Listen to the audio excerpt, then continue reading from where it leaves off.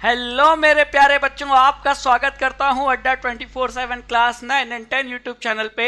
बच्चों जल्दी से इस लाइव सेशन से जुड़ जाइए क्योंकि मैं लाइव सेशन साइंस का लेकर हाजिर हो चुका हूं। तो जल्दी से जुड़िए और कमेंट बॉक्स में कमेंट कीजिए हाय हेलो। और बच्चों अपने दोस्तों को भी जोड़िए इस लाइव सेशन से, है ना बच्चों। तो आज के लाइव सेशन में हम क्या पढ़ने वाले हैं इसको बताने से पहले बच्चों हमने इसी चैनल पे आपके लिए आरंभ बैच शुरू किया था जिसमें हमने क्लास 10 की कंप्लीट प्रिपरेशन, सिलेबस की कंप्लीट प्रिपरेशन तैयारी कराने का हमने वादा किया था और हम वादा निभा रहे हैं। और डेली हर सब्जेक्ट का एक लाइव क्लास सेशन होता है जिसमें हम हिंदी हो गया, मैथ्स हो गया, सोशल स्टडीज हो गया, साइंस हो गया, इंग्लिश हो गया, सारे सब्जेक्ट को हम पढ़ा रहे हैं। तो क्लास 10 की तैयारी करना है तो इस आरंभ बैच से जुड़िए और सभी सब्जेक्ट की अपने लाइव सेशन की एक टाइमिंग है, उस टाइमिंग पे जुड़कर आप उस सब्जेक्ट की पूरी तैयारी कर सकते हैं क्लास 10 की, है ना। तो एनसीईआरटी के हिसाब से जो सिलेबस है क्लास 10 का वो पूरा पढ़ाया भी जाएगा और उससे जुड़े प्रश्नों का अभ्यास भी कराया जाएगा, है ना बच्चों। तो इस आरंभ बैच से जुड़ना ना भूलें, है ना बच्चों। चलिए अब बात करें आज के लाइव सेशन की। तो आज के लाइव सेशन में हम क्या पढ़ने वाले हैं, कक्षा 10 यानी क्लास 10 का जो पहला अध्याय है, पहला चैप्टर है जिसका नाम क्या है, रासायनिक अभिक्रिया एवं समीकरण यानी केमिकल रिएक्शन एंड इक्वेशन। उसको हम आज पढ़ेंगे। पूरा चैप्टर एक वीडियो में कवर होगा। जी हाँ बच्चों, पूरा start from A to Z complete जो पूरा सिलेबस, मतलब जो पहला पूरा चैप्टर है उसको आज के लाइव सेशन में हम पढ़ेंगे, है ना बच्चों।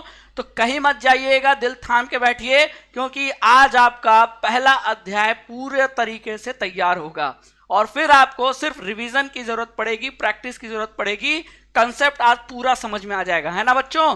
तो क्लास 10 का पहला चैप्टर शुरू करें। चलिए बिना किसी देरी के अब हम शुरू करते हैं और लाइव सेशन को आगे बढ़ाते हैं और पहला चैप्टर को समझना प्रारंभ करते हैं, है ना बच्चों। मेरा नाम बच्चों राघवेंद्र सिंह है और मैं इस YouTube चैनल पे मैं आपको विज्ञान पढ़ाता हूँ। रोज शाम को 7 बजे लाइव सेशन होता है, ठीक है। अटेंड करना ना भूलें, ठीक है। समझ में आया। तो ये तो हो गया मेरा इंट्रोडक्शन। अब आगे चलें। चलिए अब हम शुरू करते हैं क्लास 10 का पहला अध्याय रासायनिक अभिक्रियाएं एवं समीकरण, ठीक है। तो बच्चों हम विज्ञान की बात करें तो विज्ञान में जो परिवर्तन होता है ना वो 2 प्रकार का होता है। एक होता है भौतिक परिवर्तन, फिजिकल चेंज, और दूसरा होता है रासायनिक परिवर्तन यानी केमिकल चेंज।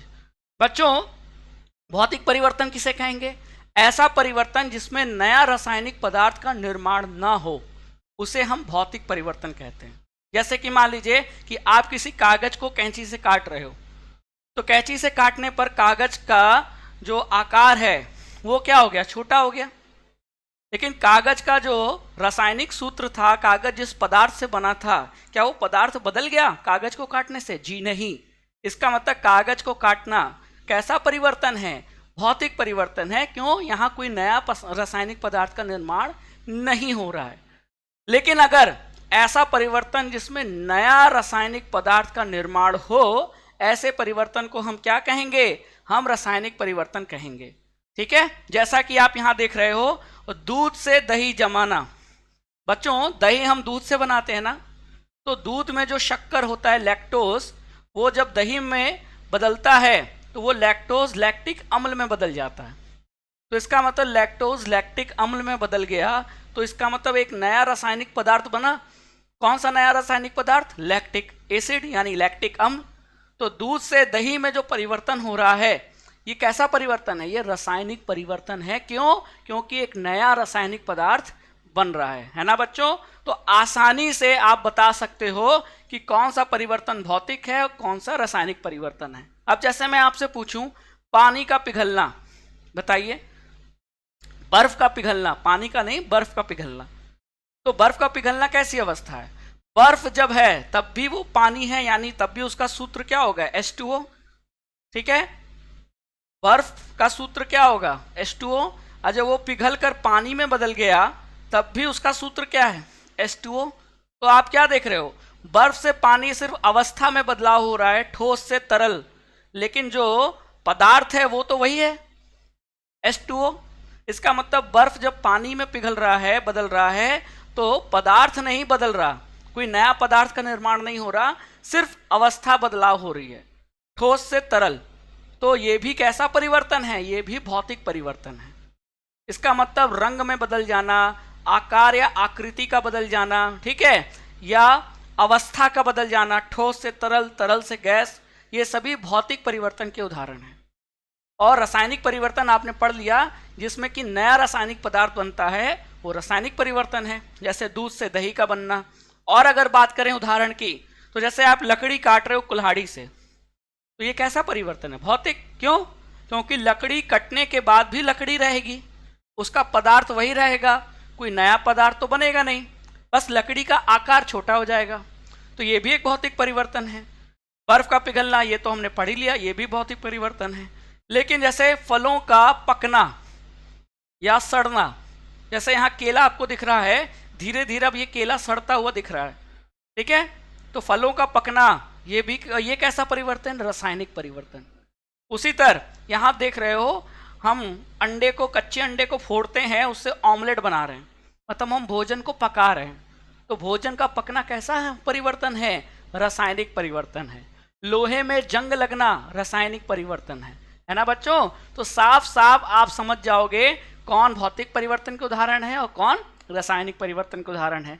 समझ में आया? चले आगे। अच्छा, अगर आपसे ये पूछा जाए कि जो खाना का पचना, हम भोजन करते हैं, शरीर हमारा खाने को पचाता है, ये कैसा परिवर्तन है? भौतिक की रासायनिक? क्या होगा उत्तर? रासायनिक परिवर्तन है। जी हाँ, भोजन का पकना और भोजन का पचना दोनों ही रासायनिक परिवर्तन है, ठीक है। फिर अंगूर से वाइन बना रहे हैं, किण्वन प्रक्रिया से, फर्मेंटेशन से, वो भी रासायनिक परिवर्तन है। आप लकड़ी कोयला जला रहे हो, वो भी रासायनिक परिवर्तन है, क्योंकि नया पदार्थ का निर्माण हो रहा है। समझ में आया? चलिए अब आगे चलते हैं। अब बच्चों यहाँ एक चित्र देखिए, इस चित्र में आपको क्या दिख रहा है? एक शंखाकार, शंख के आकार का आपको एक फ्लास्क दिख रहा है, ठीक है। इस फ्लास्क में क्या है? तनु सल्फ्यूरिक अम्ल।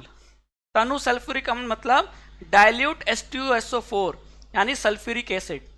तो हमने क्या किया? हमने एक फ्लास्क लिया, उस फ्लास्क में हमने डाइल्यूट सल्फ्यूरिक एसिड यानी तनु सल्फ्यूरिक अम्ल हमने उसमें डाल दिया, ठीक है। और फिर इसको क्या किया? इसमें फिर जिंक के यानी जस्ता के कुछ दाने, कुछ टुकड़े डाल दिए, ठीक है। हमने फ्लास्क लिया, फ्लास्क में हमने एसिड डाला, सल्फ्यूरिक एसिड, और फिर उसमें हमने जिंक के कुछ टुकड़े, जिंक यानी जस्ता, ठीक है, जिंक के कुछ टुकड़े डाल दिए। और फिर इस फ्लास्क को ऊपर इस लकड़ी के कॉर्क से क्या कर दिया? बंद कर दिया, और इस तरीके से बंद किया कि सिर्फ एक पाइप उसमें से निकलती हुई आपको दिखाई दे रही है। तो जब आप इस सल्फ्यूरिक अम्ल में जस्ता डालोगे यानी जिंक के दाने डालोगे, तो बच्चों आपको यहाँ हाइड्रोजन गैस निकलती हुई दिखाई देगी, ठीक है। और जब जलती हुई मोमबत्ती इसके करीब लाओगे तो आपको पॉप साउंड सुनाई देगा। तो इसका मतलब तुरंत पता चल गया कि कौन सी गैस निकल रही है? हाइड्रोजन गैस निकल रही है। तो आप इस परिवर्तन को, जिसमें हाइड्रोजन गैस का निष्कासन हो रहा है, आप इसे भौतिक परिवर्तन का उदाहरण कहोगे कि ये रासायनिक परिवर्तन का उदाहरण है? बताइए तो बच्चों। तो बच्चों खुद ही देखिए, जिंक की अभिक्रिया किसके साथ हुई? सल्फ्यूरिक अम्ल के साथ, और बना क्या? बना जिंक सल्फेट और हाइड्रोजन, और यही हाइड्रोजन गैस क्या हो रहा है? बाहर निकल रहा है। तो आप क्या देख रहे हो? जिंक सल्फेट और हाइड्रोजन, एक नया रासायनिक पदार्थ बन रहा है ना, क्योंकि पहले सिर्फ क्या था? पहले आपने जिंक और H2SO4 को मिलाया, लेकिन बाद में क्या मिला? जिंक सल्फेट और हाइड्रोजन गैस। तो नए रासायनिक पदार्थ मिल रहे हैं, इसका मतलब ये कैसा परिवर्तन है? रासायनिक परिवर्तन है। तो इसका मतलब सल्फ्यूरिक अम्ल में जिंक के दाने आप डालोगे तो हाइड्रोजन गैस का निर्माण होगा, और ये एक रासायनिक परिवर्तन का उदाहरण है, ठीक है। समझ में आया? तो इस तरीके से इसको भी हम पहचान सकते हैं कि ये एक रासायनिक परिवर्तन का उदाहरण है, ठीक है बच्चों। चलिए, तो इसका मतलब रासायनिक परिवर्तन में गैस का निकास यानी उत्सर्जन होता है कि नहीं? समझ में आया? अगर हम कोई परीक्षण कर रहे हैं और उसमें गैस निकल रही है, गैस का उत्सर्जन हो रहा है, तो हम उस परिवर्तन को रासायनिक परिवर्तन कह सकते हैं। ठीक है, चले आगे। चलिए, अब बच्चों जो भी रासायनिक परिवर्तन है ना, उसको हम रासायनिक अभिक्रिया भी कहते हैं। जी हाँ बच्चों, जैसे अभी आपने पिछला उदाहरण देखा कि जिंक के जो दाने थे वो डाइल्यूट H2SO4 यानी सल्फ्यूरिक एसिड के साथ क्या करते हैं, अभिक्रिया करते हैं।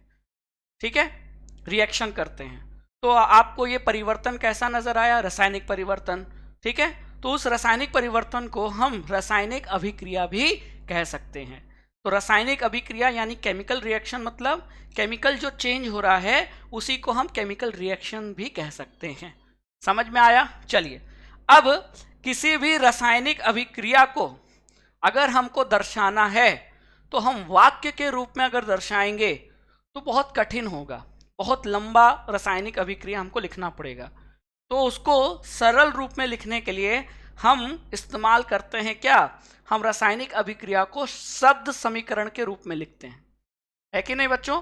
अब शब्द समीकरण में जो पदार्थ आपस में अभिक्रिया करते हैं उनको बाएं तरफ लिखते हैं, उनको अभिकारक कहते हैं, और उनके अभिक्रिया से जो पदार्थ बन रहा है उसे दाईं तरफ लिखते हैं और उसे उत्पाद कहते हैं।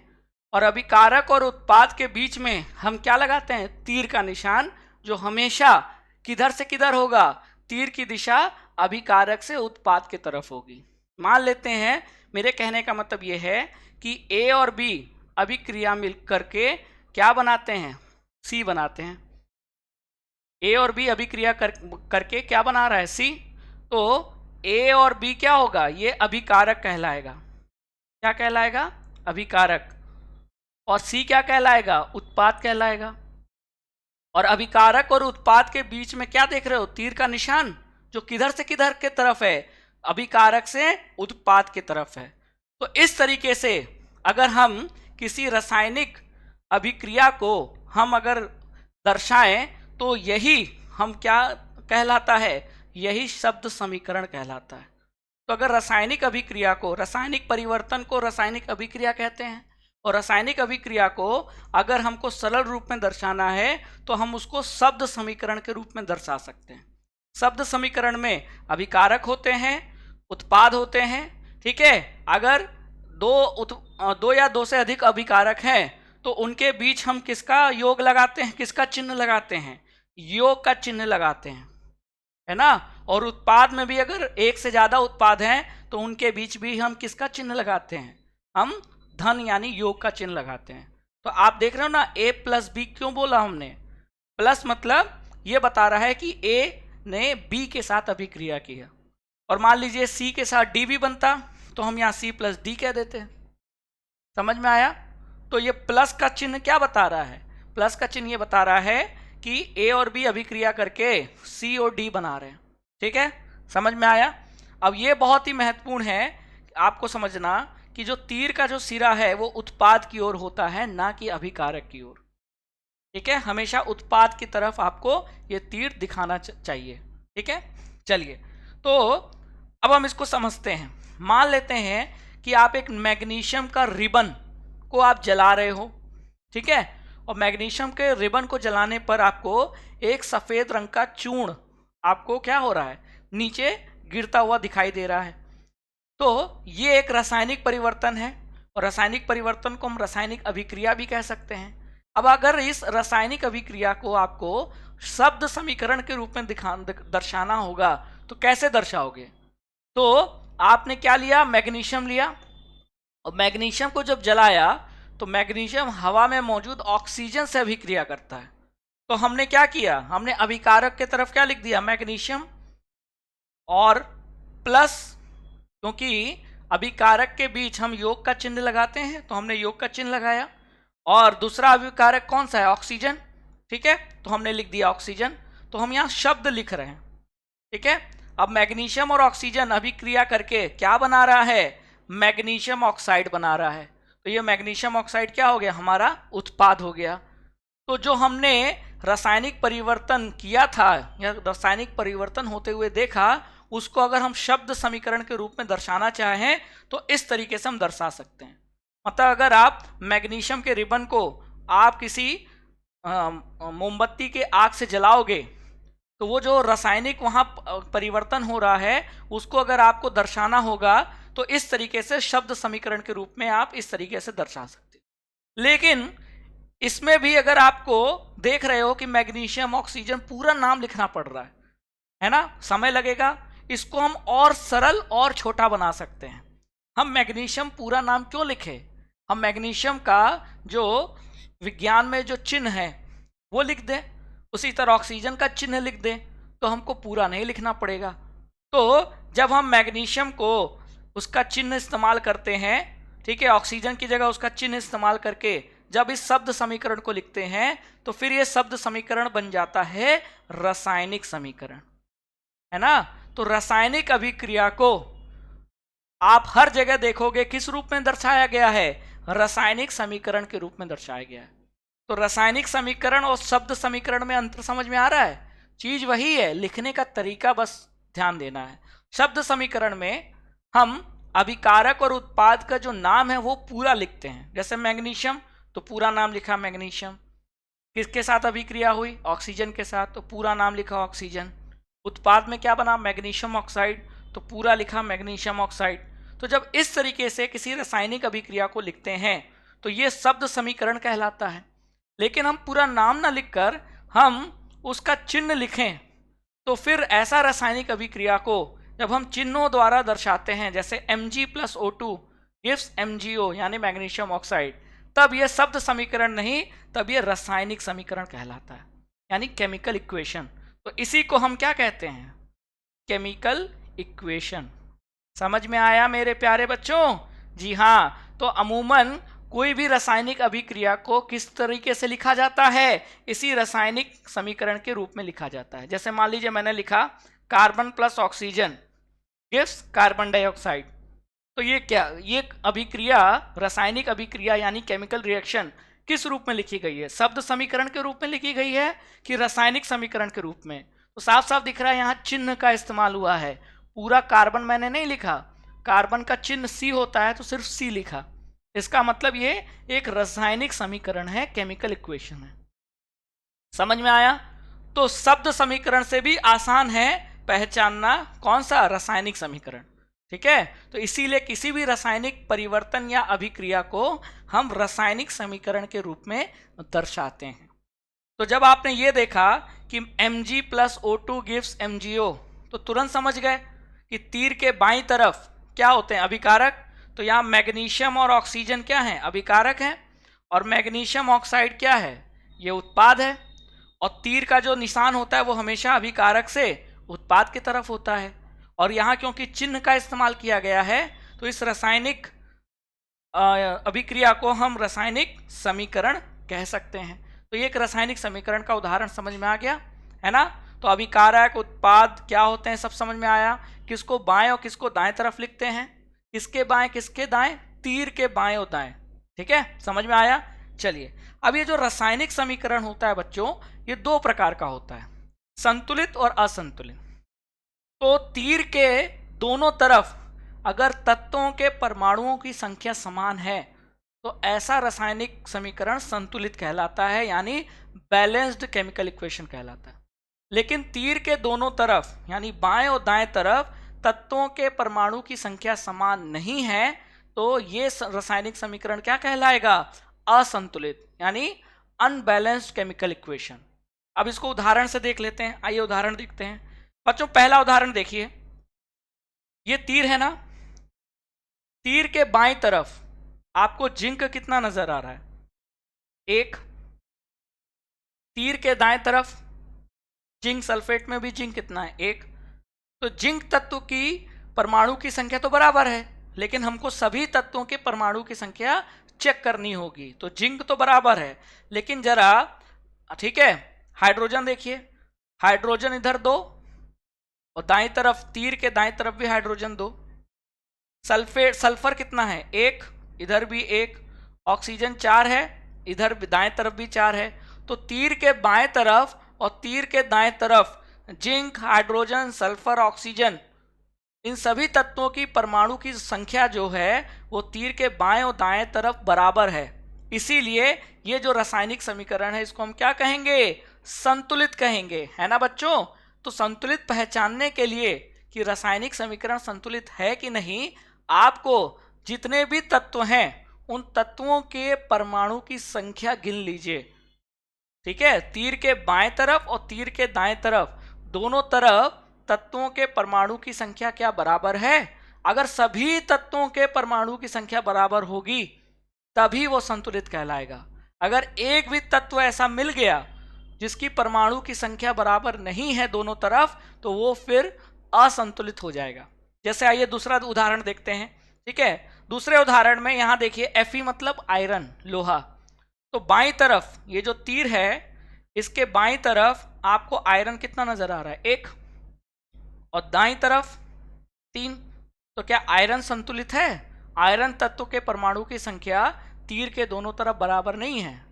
बाईं तरफ 1 है, दाईं तरफ 3 है, यानी अभिकारक के तरफ 1 आयरन है और उत्पाद में 3 आयरन है। तो कहाँ बराबर है? और एक भी आपको बराबर नहीं मिला तो तुरंत समझ जाइए कि ये असंतुलित है।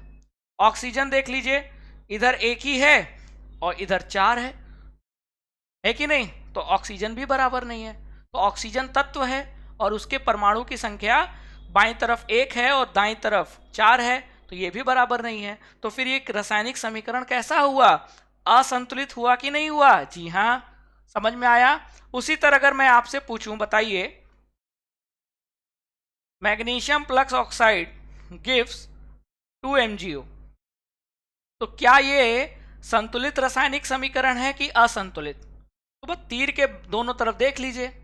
अब बच्चों, तीर के बाईं तरफ 1 मैग्नीशियम नजर आ रहा है परमाणु की संख्या, और तीर के दाईं तरफ आपको ये मैग्नीशियम MgO और उसके आगे 2 लगा है। तो Mg कितना हो गया? मैग्नीशियम 2 हो गया, क्योंकि जो भी आगे नंबर लिखोगे वो फिर मल्टीप्लाई यानी गुना हो जाता है। तो मैंने मैग्नीशियम ऑक्साइड के आगे 2 लिखा है, इसका मतलब 2 मैग्नीशियम और 2 ऑक्सीजन। तो दोनों तरफ Mg की संख्या बराबर है? जी नहीं।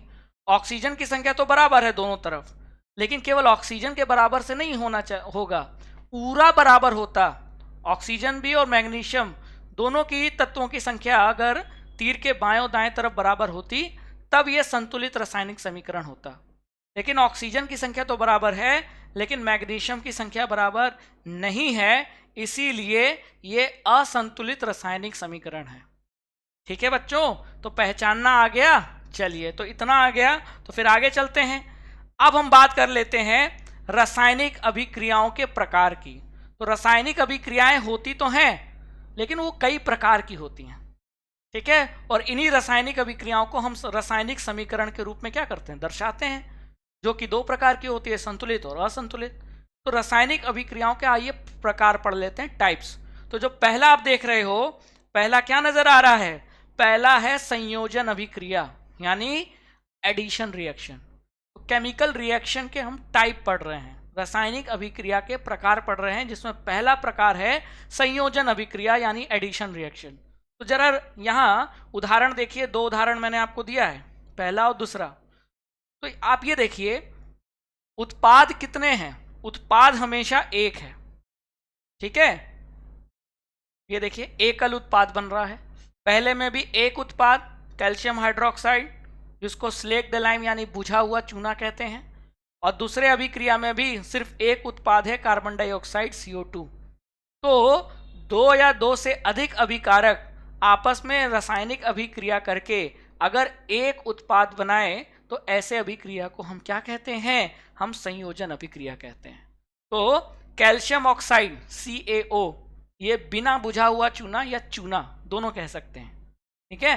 तो चूना बोलिए या बिना बुझा हुआ चूना बोलिए, दोनों का सूत्र एक ही होता है, CaO यानी कैल्शियम ऑक्साइड।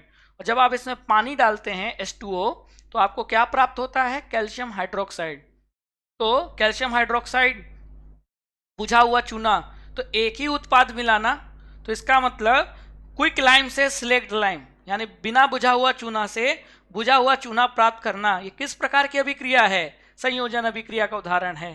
फिर कोयले का दहन, दहन मतलब किसी भी पदार्थ को जब हम ऑक्सीजन के मौजूदगी में जलाते हैं, वो पदार्थ ऑक्सीजन से अभिक्रिया करके क्या करता है, ऊष्मा उत्पन्न करे, तो इसी को दहन कहते हैं। तो कार्बन, कोयले में कार्बन होता है, और जब कोयले को हम जला रहे हैं तो कोयले में मौजूद कार्बन हवा में मौजूद ऑक्सीजन के साथ अभिक्रिया करके सिर्फ एक उत्पाद बना रहा है, कार्बन डाइऑक्साइड। तो दो अभिकारक मिलके, कार्बन और ऑक्सीजन मिलकर सिर्फ एक उत्पाद बना रहे हैं। तो ये कोयले का दहन तो है, लेकिन ये किस प्रकार की अभिक्रिया है, एक उत्पाद बन रहा है, इसीलिए इसको भी हम किसका उदाहरण कहेंगे, ये भी संयोजन अभिक्रिया का उदाहरण है। ठीक है बच्चों, तो एडिशन रिएक्शन यानी संयोजन अभिक्रिया की सबसे महत्वपूर्ण बात है कि हमेशा उत्पाद कितना बनेगा, सिर्फ एक उत्पाद बनेगा। और इसके उदाहरण कोयले का दहन हो गया, चूना से बुझा हुआ चूना प्राप्त करना, ये दोनों संयोजन अभिक्रिया का उदाहरण है। ठीक है, आगे बढ़ें, चलिए। तो पहला प्रकार हमने पढ़ लिया, अब आते हैं दूसरे प्रकार पे। दूसरा प्रकार है वियोजन यानी अपघटन अभिक्रिया, जिसको हम डिकम्पोजिशन रिएक्शन भी कहते हैं। अब डिकम्पोजिशन रिएक्शन को समझना है तो जरा उदाहरण देखिए। यहाँ भी मैंने आपको दो उदाहरण दिए हुए हैं। पहला उदाहरण देखिए, चूना पत्थर। बच्चों, चूना हमको कहाँ से प्राप्त होता है, तो चूना के पत्थर होते हैं, जो पहाड़ होता है उससे तोड़ तोड़ कर जो है वो चूना प्राप्त किया जाता है। जो चूना का जो पत्थर होता है उसका सूत्र होता है कैल्शियम कार्बोनेट। ठीक है, तो यहाँ CaCO3 दिख रहा है, ये है चूना पत्थर। और संगमरमर यानी मार्बल का भी सूत्र यही होता है, कैल्शियम कार्बोनेट। और कैल्शियम कार्बोनेट को जब गर्म किया जाता है यानी ऊष्मा दिया जाता है, तो ये कैल्शियम कार्बोनेट किस में टूट जाता है, कैल्शियम ऑक्साइड में, जिसको अभी हमने पढ़ा बिना बुझा हुआ चूना कहते हैं। यहाँ ध्यान रखिएगा, बिना बुझा हुआ चूना कहा जाता है। और कार्बन डाइऑक्साइड में, यानी एक अभिकारक के टूटने से बहुत सारे उत्पाद मिले, ऐसी रासायनिक अभिक्रिया को हम क्या कहते हैं, वियोजन यानी अपघटन अभिक्रिया। यानी चूने के पत्थर से चूना प्राप्त करना, ये कौन सी अभिक्रिया है, ये अपघटन अभिक्रिया है। तो इसका अपघटन कैसे होता है, जब चूने के पत्थर को हम गर्म करते हैं, ऊष्मा देते हैं, तो वो अपघटित होकर कैल्शियम ऑक्साइड और कार्बन डाइऑक्साइड देता है। तो यहाँ एक अभिकारक टूटकर कई सारे उत्पाद दे रहा है ना, मतलब एक अभिकारक कई सारे उत्पादों में टूट जाता है। तो जब एक अभिकारक से कई उत्पाद मिले तो ऐसी रासायनिक अभिक्रिया हम क्या कहेंगे, हम अपघटन अभिक्रिया कहेंगे। ठीक है, उसी तरह जब सिल्वर क्लोराइड, जो श्वेत रंग का सिल्वर क्लोराइड होता है, जब उस पर सूर्य का प्रकाश पड़ता है तो सूर्य के प्रकाश में जो गर्मी, जो ऊष्मा है, उसको पाकर ये सिल्वर क्लोराइड सिल्वर और क्लोरीन में टूट जाता है। क्या हो जाता है, टूट जाता है, या कह लो अपघटित हो जाता है। और इसके कारण ये जो श्वेत रंग का सिल्वर क्लोराइड है, इसका जो रंग है वो धूसर रंग का हो जाता है। और जिसका सूत्र आप रासायनिक समीकरण देख पा रहे हो, AgCl क्या दे रहा है, Ag और Cl2, यानी कि AgCl क्या है, सिल्वर क्लोराइड, और इसके अपघटित से क्या हो रहा है, सूर्य के प्रकाश के मौजूदगी में इसका अपघटन हो रहा है और आपको सिल्वर और क्लोरीन गैस मिल रहा है। और इसी कारण जब सिल्वर क्लोराइड को आप धूप की रोशनी में रखोगे तो उसका जो श्वेत रंग है, वाइट रंग, वो धूसर रंग का हो जाता है बदलकर। तो यहाँ भी आप देख रहे हो, एक अभिकारक सिल्वर क्लोराइड आपको दो उत्पाद दे रहा है। यानी हम कह सकते हैं कि जब एक अभिकारक टूटकर बहुत सारे उत्पाद दे तो ऐसे अभिक्रिया को हम अपघटन यानी वियोजन अभिक्रिया कहते हैं। तो ये बहुत ही महत्वपूर्ण प्रश्न है। अगर आपसे कोई ये पूछ ले कि श्वेत रंग के सिल्वर क्लोराइड का सूर्य के प्रकाश में धूसर रंग में परिवर्तित हो जाना ये किस प्रकार की अभिक्रिया है, तो आपका उत्तर होगा ये अपघटन यानी वियोजन अभिक्रिया है, ये डिकम्पोजिशन रिएक्शन है। समझ में आया, उदाहरण क्लियर हुआ। चलिए, तो दो हमने उदाहरण, दो टाइप पढ़ लिए, प्रकार पढ़ लिए। अब आते हैं तीसरे प्रकार पे। बच्चों, विस्थापन अभिक्रिया नाम से लग रहा है जैसे एक राजा दूसरे राजा को हरा देता है और उसको मार के भगा देता है उसके राज्य से। तो हम कह सकते हैं ना, एक राजा ने कमजोर राजा को विस्थापित कर दिया। उसी तरह जब एक तत्व दूसरे तत्व को हराकर, हटाकर भगा दे और खुद उसकी जगह बैठ जाए तो हम क्या कहेंगे कि ये कौन सी अभिक्रिया है, विस्थापन अभिक्रिया। जैसे कि यहाँ चित्र में देखो, हमने क्या लिया, हमने एक टेस्ट ट्यूब परख नली में कॉपर सल्फेट लिया, ठीक है, कॉपर सल्फेट यानी कि CuSO4, और कॉपर सल्फेट का जो रंग होता है वो नीला होता है। तो हमने परख नली में कॉपर सल्फेट डाला जो नीले रंग का दिखाई दे रहा है, फिर हमने इसमें लोहे की कील हमने डुबो दी। इसका मतलब कि लोहे की अभिक्रिया किसके साथ हुई, लोहे की अभिक्रिया कॉपर सल्फेट के साथ हुई। तो कॉपर के तुलना में आयरन ज़्यादा अभिक्रियाशील धातु है, और इसलिए जो आयरन है Fe वो कॉपर को हटा देगा। तो जो कील किसकी बनी है, आयरन की, तो कील में से जो लोहा है वो आएगा किसमें, सॉल्यूशन में, विलयन में, और विलयन में जो कॉपर सल्फेट जो विलयन है उसमें से कुछ कॉपर हट जाएगा और वो कहाँ चला जाएगा, कील के ऊपर डिपॉजिट हो जाएगा यानी जम जाएगा। तो थोड़ी देर बाद आप देखोगे कि ये जो परख नली है इसमें जो आपने नीले रंग का कॉपर सल्फेट डाला, इसका थोड़ी देर बाद जब आपने इस कॉपर सल्फेट में, नीले रंग के कॉपर सल्फेट में जब आपने लोहे की कील डालकर छोड़ दिया, तो थोड़ी देर बाद इस परख नली का जो रंग है वो नीला नहीं रहा, नीले रंग से ये बदल गया। क्यों बदल गया, क्योंकि यहाँ एक रासायनिक अभिक्रिया हुई जिसमें कॉपर सल्फेट जो नीले रंग का था वो लोहे की कील जिसमें आयरन है उसके साथ अभिक्रिया करता है। तो यहाँ लोहा कॉपर को क्या कर देता है, हटा देता है, विस्थापित कर देता है, और खुद आकर सल्फेट के साथ बैठ जाता है, मिल जाता है, और क्या बना लेता है, आयरन सल्फेट बना लेता है, फेरस सल्फेट। और बेचारा जो कॉपर है वो कॉपर सल्फेट से हट जाता है और ये कॉपर जाकर लोहे की कील पे जमा हो जाता है। तो क्योंकि कॉपर सल्फेट किस में बदल जा रहा है, आयरन सल्फेट में। अब नीला रंग किसका है, कॉपर सल्फेट का, लेकिन वो समय के साथ आयरन सल्फेट में बदलता जा रहा है, तो नीला रंग भी तो क्या होगा, बदलता जाएगा।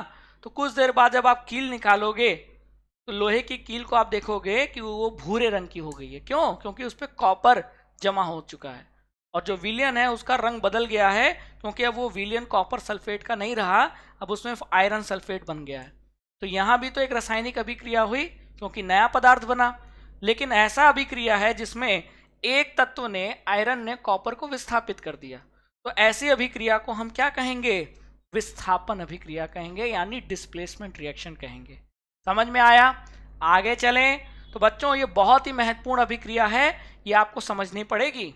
इस तरीके से चित्र में देकर आपसे पूछ सकता है कि बताओ ये किस प्रकार की अभिक्रिया है। समझ में आया।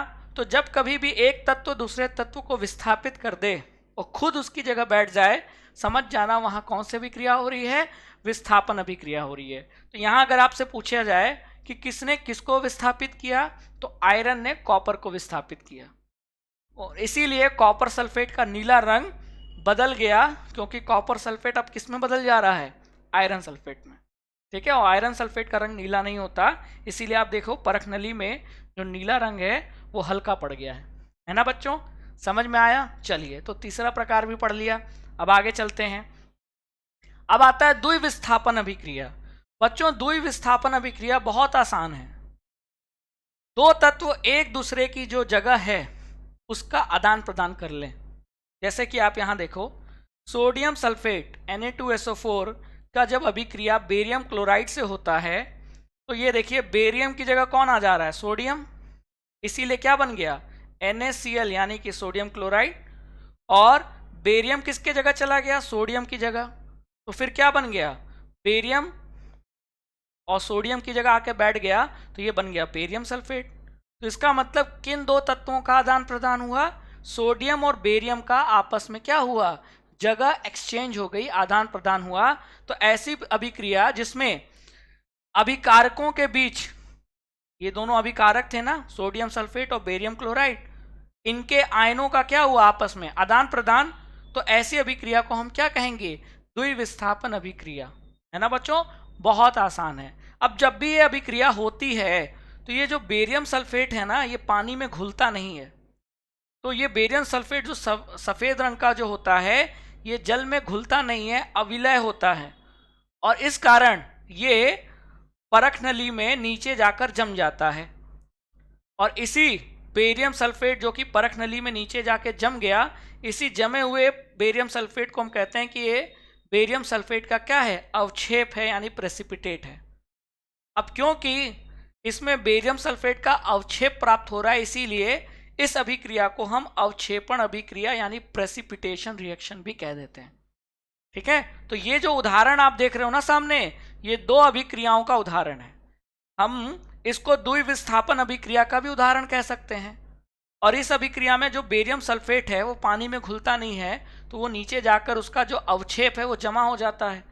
तो ऐसी अभिक्रिया जिसमें अवक्षेप का निर्माण हो उसे हम अवक्षेपण अभिक्रिया भी कहते हैं। तो ये आपका अवक्षेपण अभिक्रिया का भी उदाहरण है, और ये रासायनिक समीकरण आपका द्विविस्थापन अभिक्रिया का भी उदाहरण है। समझ में आया? तो हमने चौथे प्रकार का जो रासायनिक अभिक्रियाओं का प्रकार है वो पढ़ लिया। ठीक है, फिर चले अगले प्रकार पे। अगला और आखिरी प्रकार है वो है उपचयन एवं अपचयन, यानी कि ऑक्सीडेशन एंड रिडक्शन रिएक्शन। ठीक है, समझ में आया? और यहीं से रिडक्शन से RED लिया है और ऑक्सीडेशन से OX लिया, और जब एक साथ हो तो मिला दें तो ये क्या बन जाता है, रिडॉक्स, है कि नहीं? तो सबसे पहले ये समझ में आना चाहिए कि उपचयन किसको कहेंगे और अपचयन किसको कहेंगे।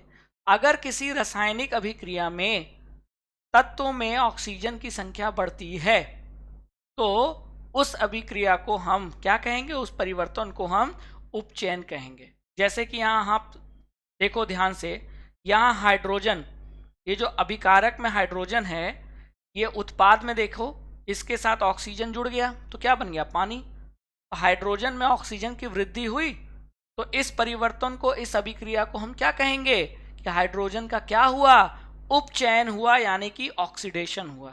तो ऑक्सीडेशन यानी उपचयन मतलब तत्व के या पदार्थ में जो परमाणु है उसमें ऑक्सीजन की वृद्धि होती है तो उसे उपचयन कहते हैं, यानी ऑक्सीडेशन। और अगर अभिक्रिया में किसी पदार्थ में ऑक्सीजन की कमी होती है तो उसे अपचयन कहते हैं, यानी रिडक्शन। जैसे कि यहाँ देखिए कॉपर ऑक्साइड, तो इसके पास ऑक्सीजन था, लेकिन जब उत्पाद में क्या बन रहा है, कॉपर, उसके पास ऑक्सीजन नहीं है, तो कॉपर ऑक्साइड किस में बदल गया, कॉपर में। तो ऑक्सीजन की कमी हुई, और ऑक्सीजन की कमी मतलब इस रासायनिक अभिक्रिया को हम क्या कहेंगे कि कॉपर ऑक्साइड का क्या हुआ, अपचयन हुआ। अब इस रासायनिक समीकरण को पूरा एक साथ देखो तो आप ये देख रहे हो कि हाइड्रोजन का उपचयन भी हो रहा है और ठीक उसी समय कॉपर ऑक्साइड का अपचयन भी हो रहा है। तो उपचयन और अपचयन यानी ऑक्सीडेशन और रिडक्शन एक साथ हो रहा है, तो इस रासायनिक अभिक्रिया को हम उपचयन अपचयन या तो रिडॉक्स अभिक्रिया कह सकते हैं। तो ये जो आप देख रहे हो ना, ये रिडॉक्स अभिक्रिया का उदाहरण है। ठीक है, तो उपचयन अपचयन अलग अलग भी हो सकता है, और अगर ये दोनों एक साथ होता है तो फिर अभिक्रिया को हम रिडॉक्स अभिक्रिया कहते हैं, है ना। बहुत आसान है। तो अगर मैं आपसे कहूं कि बताओ कार्बन प्लस ऑक्सीजन ये क्या बनता है, कार्बन डाइऑक्साइड। तो यहाँ अगर हम देखा जाए कि कार्बन किस में बदल गया, कार्बन डाइऑक्साइड में। ठीक है, तो कहने का मतलब ये है, तो यहाँ हम कह सकते हैं ऑक्सीजन की वृद्धि हुई कार्बन में, तो इसका मतलब कार्बन का क्या हुआ, उपचयन हुआ, है कि नहीं। इस तरीके से हम इसको समझा सकते हैं। आसान है कि नहीं, बहुत आसान है ना। तो ये पांचवा प्रकार भी हमने पढ़ लिया, किसका, रासायनिक अभिक्रिया का। अब आगे चलें, चलिए। अब बच्चों जब रासायनिक अभिक्रियाओं के पांचों प्रकार आपने पढ़ लिए तो हमारे दैनिक जीवन में ऐसे बहुत सारे उदाहरण हैं जहां रासायनिक परिवर्तन यानी रासायनिक अभिक्रिया होती रहती है। ठीक है, जिसके कुछ उदाहरण हम पढ़ने वाले हैं। तो वही लिखा है यहाँ, दैनिक जीवन में उपचयन अभिक्रियाओं के प्रभाव। तो हमारे दैनिक जीवन में उपचयन अभिक्रिया यानी ऑक्सीडेशन रिएक्शन का कुछ उदाहरण, कुछ प्रभाव हम चर्चा करने वाले हैं, जिसमें से पहला है कोरोजन यानी संक्षारण। किसका संक्षारण होता है, धातुओं का। तो धातुओं का जो संक्षारण हो रहा है उसके पीछे क्या जिम्मेदार है, धातुओं का उपचयन। यानी धातुओं का अगर ऑक्सीडेशन हो जाए, उपचयन हो जाए, तो ऐसे प्रक्रिया को, रासायनिक अभिक्रिया को हमने खास नाम दिया है, इसको हम संक्षारण कहते हैं। ठीक है, जैसे आपने लोहे में जंग लगना देखा है कि नहीं, जी हाँ, लोहे की कील हो, लोहे का बर्तन हो, लोहे का पुल हो, लोहे की पाइप हो। आपने देखा होगा लोहे के जो पुल अंग्रेजों के ज़माने के बने हैं, जर्जर हो गए, पुराने हो गए, क्यों? जंग लगने के कारण। तो बच्चों लोहे में जंग लगना ये क्या कहलाता है? संक्षारण कहलाता है। लोहा धातु है, ठीक है, और धातु, लोहा धातु जब हवा और नमी यानी कि हवा में ऑक्सीजन और पानी के संपर्क में आता है तो आयरन का क्या हो जाता है? आयरन का हो जाता है उपचयन। ये देखिए अभिक्रिया दिख रही है, ठीक है। आपने एकदम नया लोहा लिया जिसमें कोई जंग नहीं लगा है, अब उस लोहे को आपने कई सालों तक, ठीक है, आपने जमीन पे रख दिया। अब बरसात हो रही थी, ठीक है, पानी भी गिर रहा था, फिर हवा बह रही है, तो हवा में ऑक्सीजन है और बरसात के पानी नमी के कारण क्या हुआ? हवा और नमी यानी कि ऑक्सीजन और क्या कहते हैं पानी के संपर्क में ये जो लोहा आया तो ये ऑक्सीजन क्या कर दे रहा है? इस लोहे का अब उपचयन कर दे रहा है, यानी इस लोहे का ऑक्सीडेशन कर दे रहा है। और इस ऑक्सीडेशन यानी उपचयन के कारण ये जो लोहा है Fe, ये किस में बदल जा रहा है? Fe2O3.H2O में। तो जो लोहा है वो फेरस ऑक्साइड यानी Fe2O3 में बदल जा रहा है। तो जब फेरस ऑक्साइड यानी Fe2O3 जो है, इसमें ऑक्सीजन की वृद्धि हो रही है कि नहीं?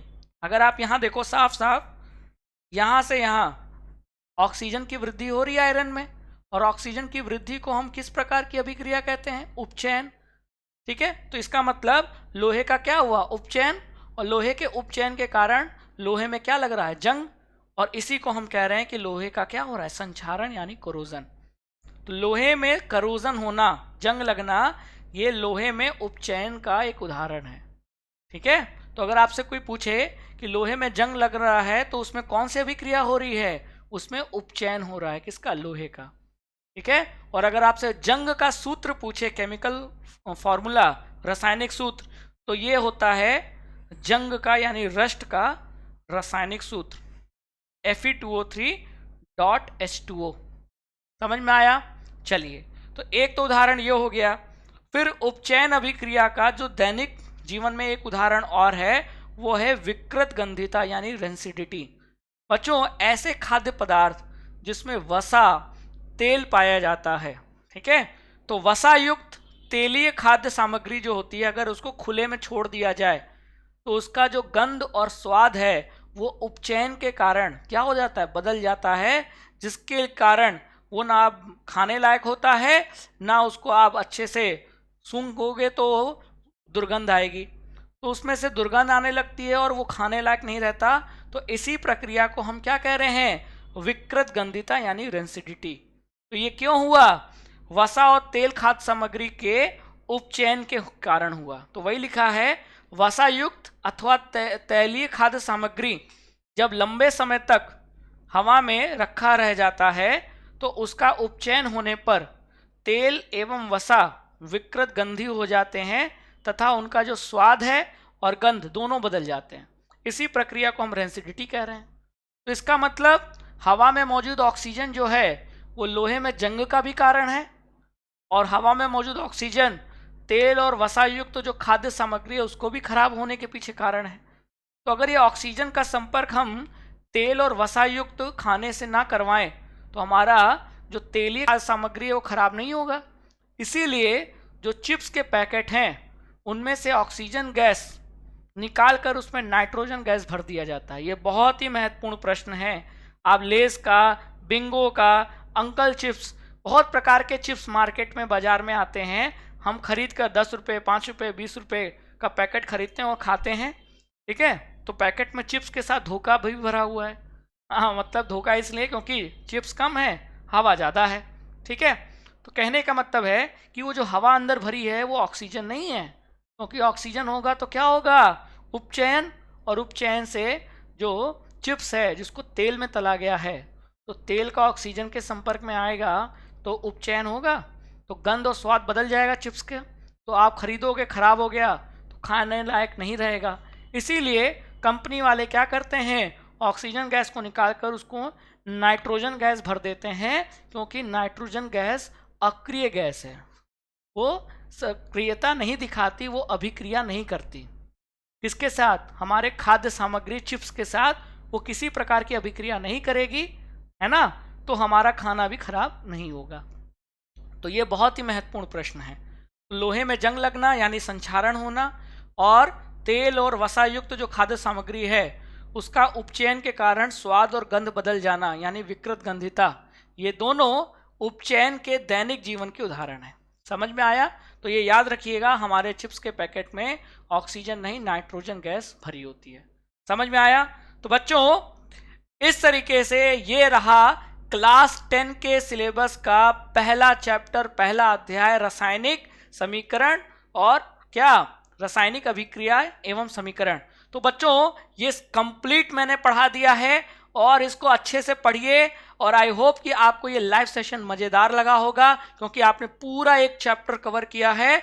तो आपके क्लास 10 की तैयारी इसी तरह धुआंधार तरीके से होती रहेगी, और मेरा वादा है कि आप एग्जाम फोड़ोगे, है ना। तो चिंता मत कीजिए, हमारे साथ पढ़ते जाइए, और हमारे टेलीग्राम चैनल को भी सब्सक्राइब कीजिए। अड्डा 24/7 स्कूल से नाम से हमारा जो टेलीग्राम चैनल है उसको सब्सक्राइब कीजिए, और कृपया अपने नए बच्चों दोस्तों तक इस टेलीग्राम चैनल का जो लिंक है उसको शेयर कर दीजिए, है ना बच्चों। तो इसी तरह हम आपसे जुड़ते रहेंगे, और प्लीज़ प्लीज़ प्लीज़ हमारा जो अड्डा 24/7 क्लास 9 और 10 यूट्यूब चैनल है इसको लाइक, शेयर और सब्सक्राइब करना ना भूलें, है ना, और बेल आइकन प्रेस करना ना भूलें। बच्चों जितना सब्सक्राइब करेंगे, जितना शेयर करेंगे, उतने अधिक बच्चों तक हम पहुंचेंगे, और आप बच्चों को हम पढ़ा सकेंगे, यही हमारा लक्ष्य है ना बच्चों। तो आज के क्लास में इतना ही, आगे हम फिर मिलेंगे, नया चैप्टर, नया दिन रहेगा, ठीक है, धुआंधार पढ़ते रहेंगे। तब तक के लिए अपना बहुत ख्याल रखिए। Thank you.